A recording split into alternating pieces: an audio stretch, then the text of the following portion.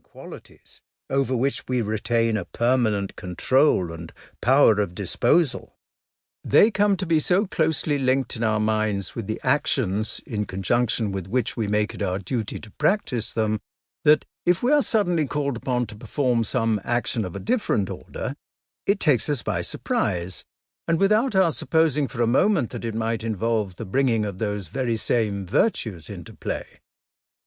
Swann, in his intense consciousness of his new social surroundings, and in the pride with which he referred to them,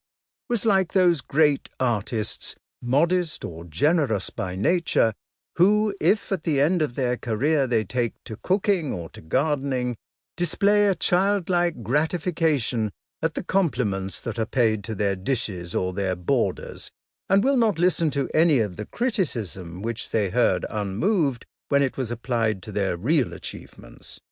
or who, after giving away a canvas, cannot conceal their annoyance if they lose a couple of francs at dominoes. As for Professor Cottard, we shall meet him again and can study him at our leisure, much later in the course of our story, with the mistress, Madame Verdurin, in her country house La Raspellière. For the present, the following observations must suffice. First of all, in the case of Swann, the alteration might indeed be surprising, since it had been accomplished and yet was not suspected by me when I used to see Gilberte's father in the Champs-Élysées, where, moreover, as he never spoke to me, he could not very well have made any display of his political relations. It is true that, if he had done so, I might not at once have discerned his vanity, for the idea that one has long held of a person is apt to stop one's eyes and ears. My mother, for 3 whole years, had no more noticed the salve with which one of her nieces used to paint her lips than if it had been wholly and invisibly dissolved in some clear liquid, until one day a streak too much, or possibly something else, brought about the phenomenon known as supersaturation. All the paint that had hitherto passed unperceived was now crystallized, and my mother, in the face of this sudden riot of colour, declared in the best Combray manner that it was a perfect scandal, and almost severed relations with her niece. With Cottard, on the contrary, the epoch in which we have seen him assisting at the first introduction of Swann to the Verdurins was now buried in the past, whereas honours, offices, and titles come with the passage of years. Moreover, a man may be illiterate and make stupid puns, and yet have a special gift which no amount of general culture can replace, such as the gift of a great strategist or physician. And so it was not merely as an obscure practitioner who had attained in course of time to European celebrity that the rest of his profession regarded Cottard.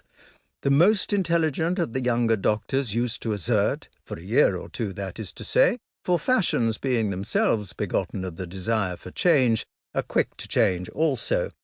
that if they themselves ever fell ill, Cottard was the only one of the leading men to whom they would entrust their lives. No doubt they preferred socially to meet certain others who were better read, more artistic, with whom they could discuss Nietzsche and Wagner.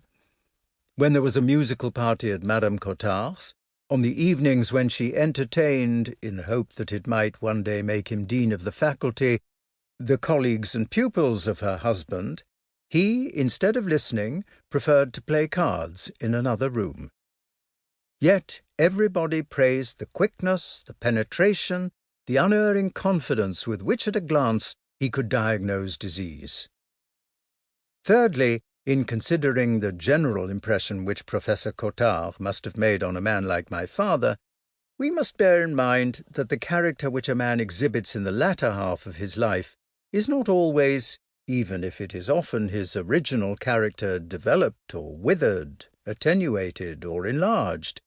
It is sometimes the exact opposite, like a garment that has been turned.